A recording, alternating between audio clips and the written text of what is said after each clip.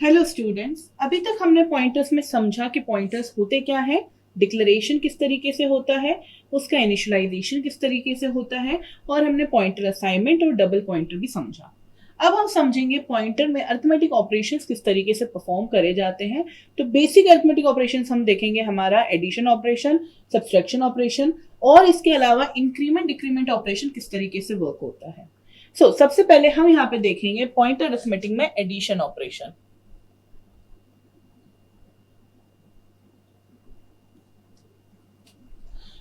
Example के लिए मैं यहाँ पे ले रही हूँ एक पॉइंटर, एक वेरिएबल ले रही हूँ a जिसकी वैल्यू है 10। फिर उसके बाद मैं एक पॉइंटर ले रही हूँ p जिसको इनिशियल वैल्यू असाइन कर रही हूँ मैं एड्रेस ऑफ a। और मैं यहाँ पर एक और पॉइंटर ले रही हूँ, वो है हमारा q जिसको मैं अगेन एड्रेस दे रही हूँ a का ही। तो दैट मीन्स यहाँ पर जो हमारा a है जिसको वैल्यू मैंने 10 दी थी, जिसकी यहाँ पे मेमोरी एड्रेस थी 1000, मैंने यहाँ पर p पॉइंटर बनाया जो पॉइंट कर रहा है के एड्रेस को, दैट मीन्स, और इसका भी यहाँ पर एक पर्सनल मेमोरी एड्रेस है। एक और पॉइंटर वेरिएबल बनाया मैंने यहाँ पर q, वो भी पॉइंट कर रहा है किसको, हमारे a के एड्रेस को, और मैंने यहाँ पे इसकी भी मेमोरी एड्रेस लिख दी है, फॉर एग्जाम्पल 870 है। ठीक है। अब मुझे अगर इसमें दोनों पॉइंटर्स के बीच में एडिशन परफॉर्म करना है तो क्या मैं इस तरीके से लिखूंगी q प्लस p।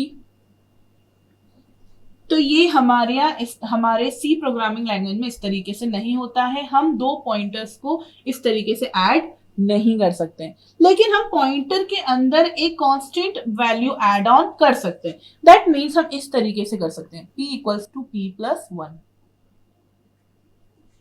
तो इसका मतलब क्या होगा, p में अभी करेंटली वैल्यू क्या है हमारी 1000, तो हम क्या ये कर रहे हैं 1000 प्लस 1। अगर हम 1000 प्लस 1 करते हैं तो 1001। तो इसका तो कोई सेंस नहीं निकल रहा कि इस वैल्यू में प्लस 1 करने से क्या चेंज आ रहा है हमारा, क्योंकि हम तो इंटीजर के साथ डील कर रहे हैं और इंटीजर में हमारे 4 बाइट्स हैं। अगर 1 2 3 4, तो ये 4 बाइट्स मिलकर बना है एक वेरिएबल a, जिसमें हम इसको अपनी सिंप्लिसिटी के लिए इस तरीके से बनाकर 10 लिख देते हैं। राइट। तो अगर इसका है 1000 तो इसका होगा 1101, 1002, 1003। राइट। इसके बाद जो नेक्स्ट वैल्यू कुछ भी असाइन हुई होगी उसका स्टार्ट हुआ 1004। राइट, इस तरीके से होगा। लेकिन 1000 से 1001 होने से क्या कोई चेंज आया है? कोई चेंज नहीं आया। It's again pointing to same variable. तो यहां पर +1 करने का मतलब ये नहीं होता है कि हमारा उसमें +1 बाइट हो। हमने यहाँ पे क्या कर रहे हैं, हम पूरा एक जो हमारा एलिमेंट था, एक जो वेरिएबल था, उससे हम आगे बढ़ रहे हैं। दैट मीन्स बेसिकली यहाँ पर हो क्या रहा है, उसमें यहाँ पर हो रहा है 100। दैट इसका लिखने का मतलब हुआ, इसका आंसर है 1004। पूरे 4 बाइट्स आगे बढ़े हैं, पूरे एक एलिमेंट आगे बढ़े हैं, पूरा एक वेरिएबल आगे बढ़े हैं। इसका यहाँ पर हमारा जो फॉर्मूला होगा वो किस तरीके से होगा, अगर हम यहाँ पर p+1 कर रहे हैं तो बेसिकली हम कर क्या रहे हैं, जो p का एड्रेस था जिसको वो पॉइंट कर रहा था, उस एड्रेस में हम सम कर रहे हैं address value into address value में हम यहां पर क्या इनटू कर रहे हैं, साइज ऑफ डेटा टाइप। तो यहां पर हमारा हो रहा है साइज ऑफ डेटा टाइप। चलिए इस फॉर्मूले में अब हम इसको रखते हैं।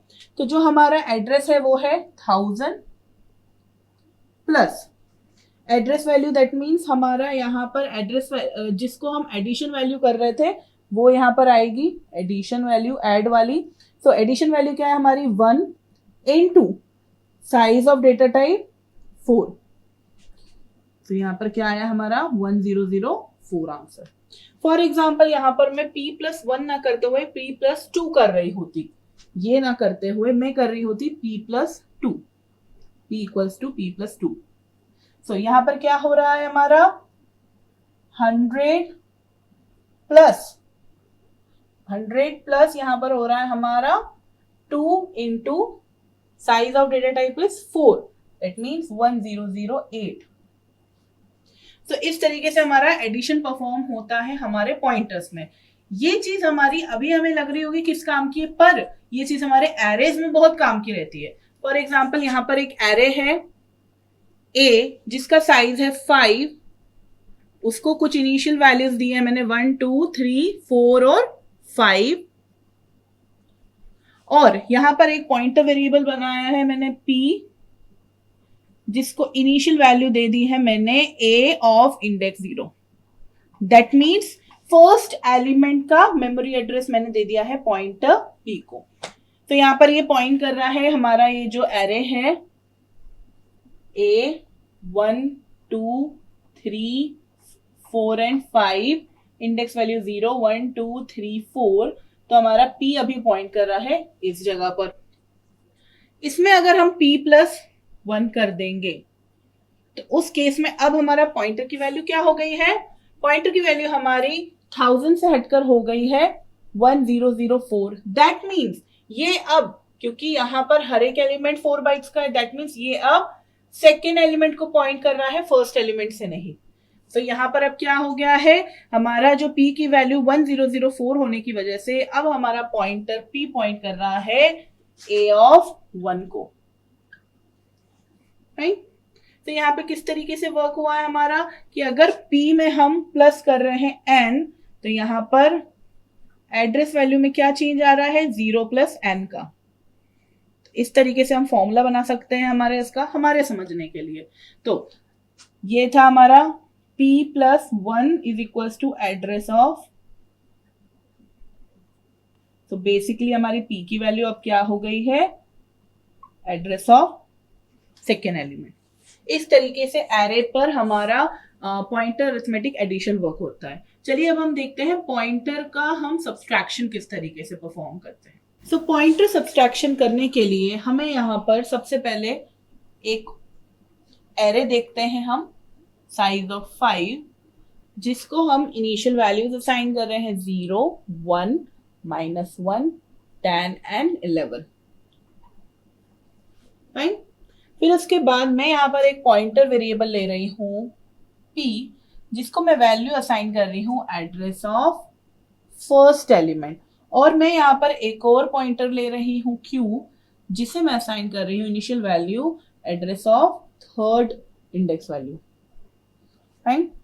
अब मुझे यहाँ पर क्या करना है, मैंने एक चीज आपको बताई थी कि q + p इस तरीके से एडिशन अलाउ नहीं होता है, लेकिन हमें सब्सट्रैक्शन अलाउ होता है। तो अगर मैं इस चीज को देखूं तो हमारे पास अभी एक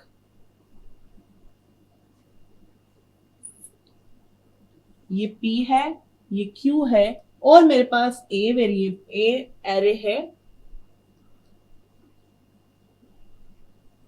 जिसमें हमारी वैल्यूज हैं 0 1 -1 10 एंड 11। राइट? इसकी इंडेक्स वैल्यूज हैं 0 1 2 3 एंड 4। p पॉइंटर पॉइंट कर रहा है किसको, first element of array.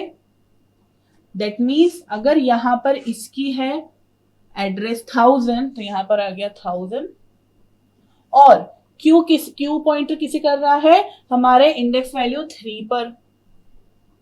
That means अगर ये है 1000, तो ये हुआ हमारा 1004, ये हुआ 1008, ये हुआ 1012 और ये हुआ 1016।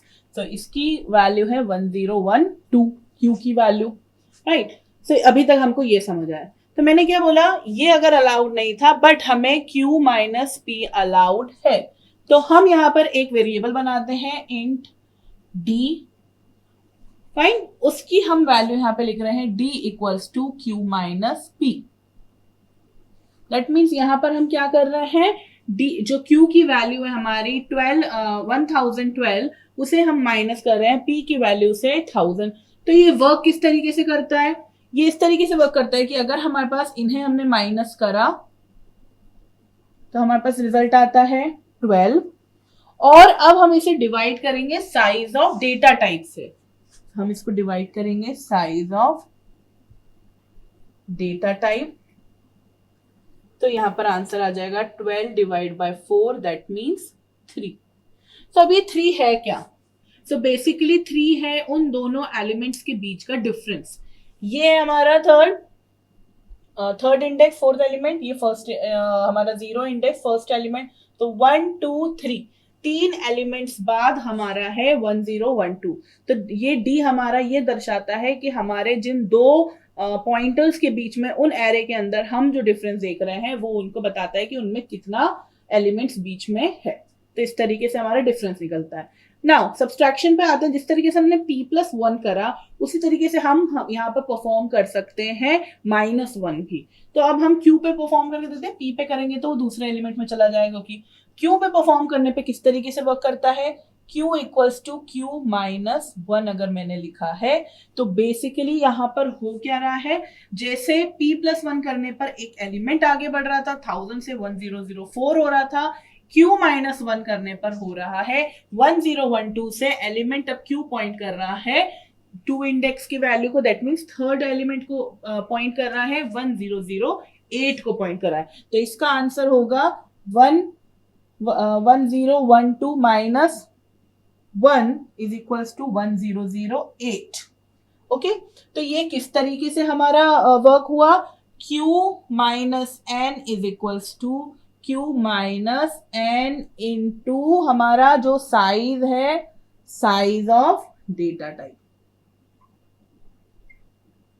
और n वैल्यू क्या है हमारी, जितना माइनस हो रहा है। सो q दैट मीन्स हमारा 1012 माइनस 1 इंटू 4, सो ये हो गया 1008। अब अगर मैं एक printf लिखती हूँ, ये सारा कैलकुलेशन ये लिखने के बाद मैं अगर printf लिखती हूँ, उसमें मैं प्रिंट कराती हूँ a की वैल्यू, a0 की वैल्यू, a3 की वैल्यू और पॉइंटर p की वैल्यू और पॉइंटर q की वैल्यू प्रिंट कराती हूँ। तो a0 की वैल्यू तो जो है हमारी वही प्रिंट होगी 0, a3 की वैल्यू अभी क्या है हमारी 10, पॉइंटर p की वैल्यू क्या है क्योंकि it points to address of first element of a, तो वो 0 होगा, और पॉइंटर q की वैल्यू क्या है, हमने चेंज कर दी है। अब वो हमारा थर्ड इंडेक्स के एलिमेंट को नहीं कर रहा है पॉइंट, वो हमारे सेकेंड इंडेक्स के एलिमेंट को पॉइंट कर रहा है, इसलिए वो क्या हो गया हमारा -1। तो इस तरीके से पॉइंटर सब्सट्रैक्शन वर्क करता है हमारे पॉइंटर्स में। सो अब हम देखेंगे हमारे पॉइंटर अरिथमेटिक में इंक्रीमेंट डिक्रीमेंट ऑपरेटर किस तरीके से वर्क करता है। सो हमारे पास यहाँ पर एक एरे है जिसका साइज मैंने डिफाइन नहीं करा है, और उस एरे को मैंने इनिशियलाइज करा है एलिमेंट्स के साथ में। पहला एलिमेंट है 3, दूसरा है 2, फिर है 67, उसके बाद है 0 और फिर है 56। इस एरे के लिए हमने एक पॉइंट करने के लिए एक पॉइंटर बनाया है, वो है पॉइंटर x। हम p नहीं ले रहे हैं, x से समझते हैं, राइट। और मैंने इस x को वैल्यू असाइन कर दी है a, राइट। तो ये स्टेटमेंट लिखने से क्या हुआ, क्योंकि a जो हमारा एक एरे है उसको वो क्या कंटेन करता है, base address of first element, हमारा जो एरे का बेस एड्रेस, क्योंकि वो भी एक इंटरनल पॉइंटर वेरिएबल की तरह वर्क करता है। तो यहां पर जो हमारा एरे है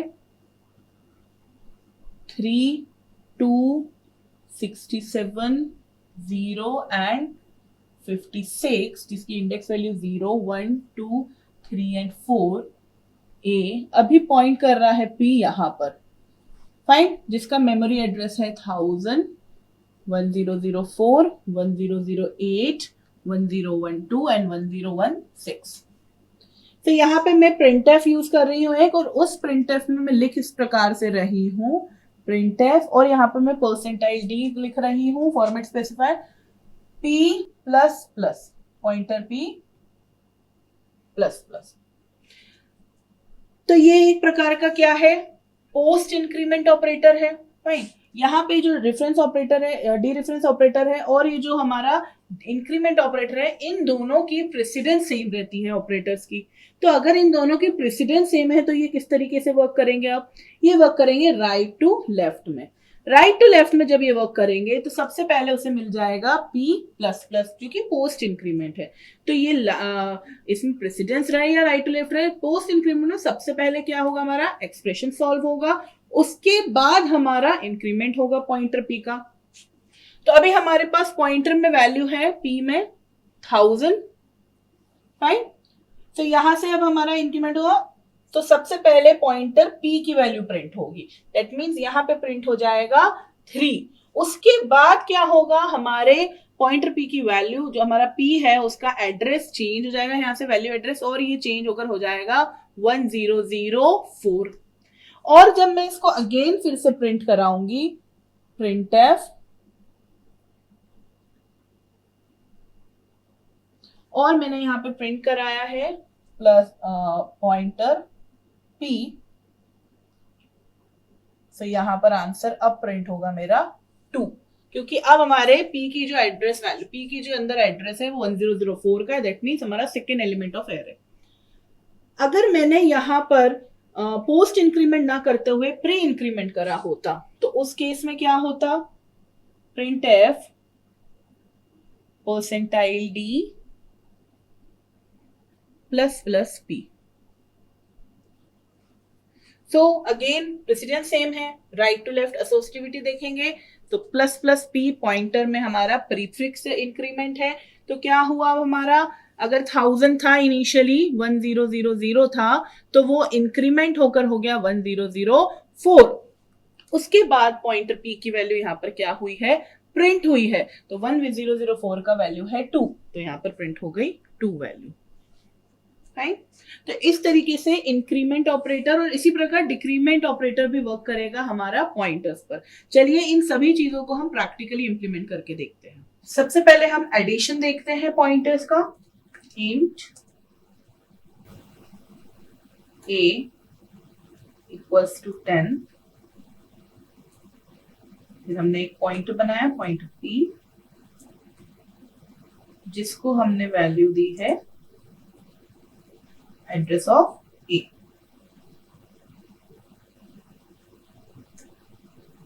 अब हम इसमें हमारा क्लियर स्क्रीन फंक्शन का यूज करेंगे,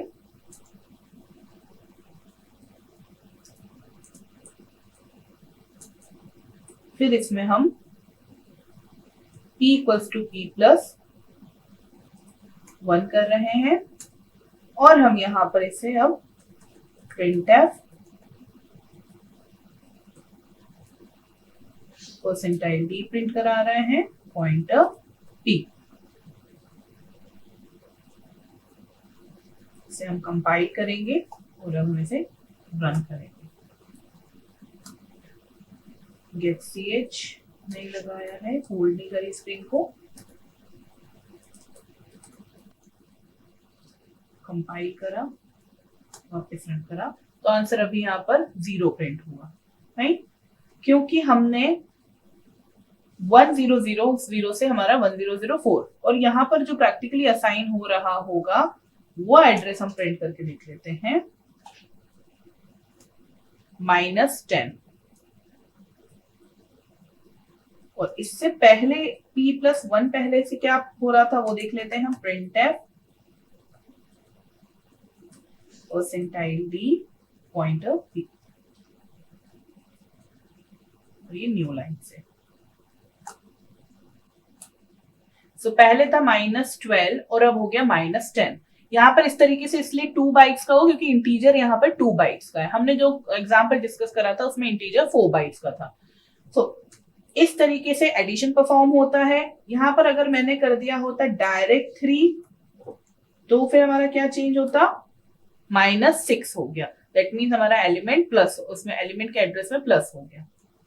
अब मैं इसको अगर एरे बनाती हूं ए को, उस एरे का साइज हम देते हैं 10, और उसे इनिशियलाइज कर रहे हैं हम 1 2 3 4 5 से, और मैंने यहाँ पर पॉइंटर p को बेस एड्रेस दे दिया है। अभी पॉइंटर p में है बेस एड्रेस a का, और उसमें हमने +3 करा, तो हमारे एड्रेसेस में क्या चेंज आया है वो देखते हैं हम, -30 से -24 हो गया, दैट मीन्स हमारा जो एलिमेंट था -30 पर, फिर 2 कम हुए तो -28 हो गया, फिर 2 कम हुए -26 हो गया, और फिर 2 कम हुए -24 हो गया, वैल्यूज में क्या चेंज आया है वो देखते हैं हम, point of P and point of P. हमारा फर्स्ट एलिमेंट 1 प्रिंट हुआ था और उसके बाद अब हमारा फोर्थ एलिमेंट 4 प्रिंट हुआ, क्योंकि हमारे उनकी एड्रेस वैल्यूज पी की चेंज हो गई है। अब इसमें हम देखते हैं, अगर हम इसमें परफॉर्म कर रहे होते, पॉइंट ऑफ पी बनाया हमने जिसे हम वैल्यू दे रहे हैं ए ऑफ 3, और अब हम यहाँ पर एक डी वेरिएबल बनाएंगे, इंट डी, जिसमें हम बेसिकली कर क्या रहे हैं, D equals to Q minus P कर रहे हैं, और यहां पर हमने डी को प्रिंट करा दिया है।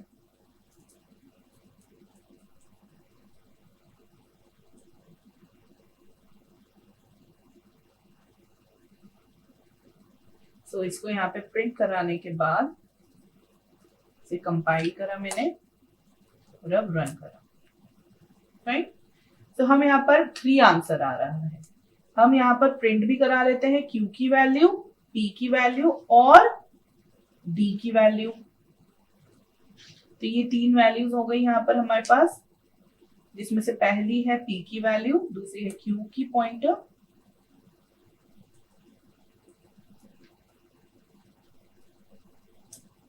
अब इसे कंपाइल करते हैं और रन करते हैं। सो हमारे p की वैल्यू है -32, हमारे पास q की वैल्यू है -26। सो 32 26 माइनस करा हमने, तो हमारे पास आंसर आया 6। उसे हमने, फिर हमारे पास आंसर आया 9, फिर उसे हमने डिवाइड करा, हमारे उससे 6 आंसर आया, उसको हमने डिवाइड करा नंबर ऑफ बाइट्स जो इंटीजर का भी है, जो कि है 2 बाइट्स। सो 32 माइनस 26 हमारे पास आया 6 आंसर पॉजिटिव में, जिसे हमने डिवाइड करा साइज ऑफ डेटा टाइप जो कि 2 बाइट्स है, और वो आंसर आ गया हमारा यहाँ पर 3। इस तरीके से हम यहाँ पर पता कर सकते हैं डिफरेंस। अब हम यहाँ पर अगर डिक्रीमेंट कर रहे होते तो q equals to q minus 1 कर रहे हैं, और हम यहाँ पे प्रिंट करा रहे हैं पॉइंटर p की वैल्यू, पॉइंटर q की वैल्यू, और फर्स्ट वैल्यू है हमारी a की वैल्यू जो कि है a0, और उसके बाद हम प्रिंट करेंगे a3 जिसमें हमने इनिशियली पॉइंटर q दिया था। यहाँ पे आ जाएगा एक और परसेंटाइल d। सो कंपाइल करेंगे और अब रन करेंगे। इसको और अच्छे से समझने के लिए हम इसको a0 इक्वल्स टू कर देते हैं, इसको कर देते हैं a3 इक्वल्स टू, इसको कर देते हैं पॉइंट p इक्वल्स टू, और इसको कर देते हैं point q equals to. Compile करा एंड देन रन करा। सो a0 है 1 हमारा फर्स्ट इंडेक्स वैल्यू जिसको हमने पॉइंटर p पॉइंट कर रहा था। a3 हमारा थर्ड इंडेक्स और फोर्थ एलिमेंट है 4 वैल्यू। पॉइंटर p अभी भी a0 इंडेक्स वैल्यू को पॉइंट कर रहा है फर्स्ट एलिमेंट को, इसलिए वो अभी भी 1 है। और q जो पॉइंटर q था जो पहले हमारे थर्ड इंडेक्स को पॉइंट कर रहा था फोर्थ एलिमेंट को, वो अब -1 होने की वजह से सेकेंड इंडेक्स को कर रहा है, दैट मीन्स थर्ड एलिमेंट को, इसलिए यहाँ पर पॉइंटर p की वैल्यू लिखी आई 3। अब इसमें हम इंक्रीमेंट डिक्रीमेंट ऑपरेटर अगर लगाते हैं तो वो किस तरीके से वर्क करेगा, सब यहां से हटा देते हैं हम।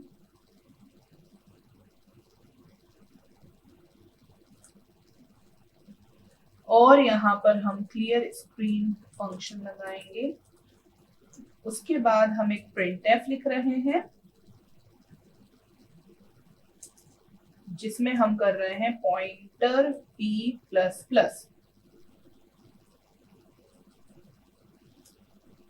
और हम यहां पर प्रिंट करा रहे हैं p पॉइंटर की वैल्यू। और ये स्टेटमेंट पास होने के बाद न्यू लाइन से हम एक और printf करेंगे जिसमें हम प्रिंट करा के देखेंगे कि पोस्ट फिक्स इंक्रीमेंट होने की वजह से क्या चेंज आया पॉइंटर p की वैल्यू में।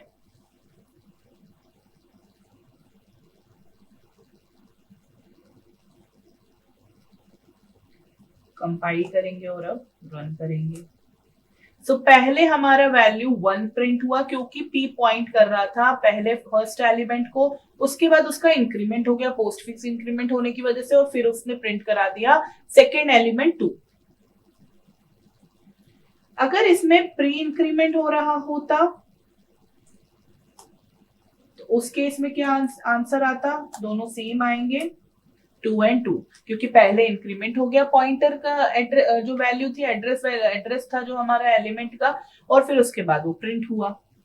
तो इस तरीके से हमारे पॉइंटर अरिथमेटिक ऑपरेशंस परफॉर्म होते हैं, इंक्रीमेंट डिक्रीमेंट ऑपरेशंस परफॉर्म होते हैं।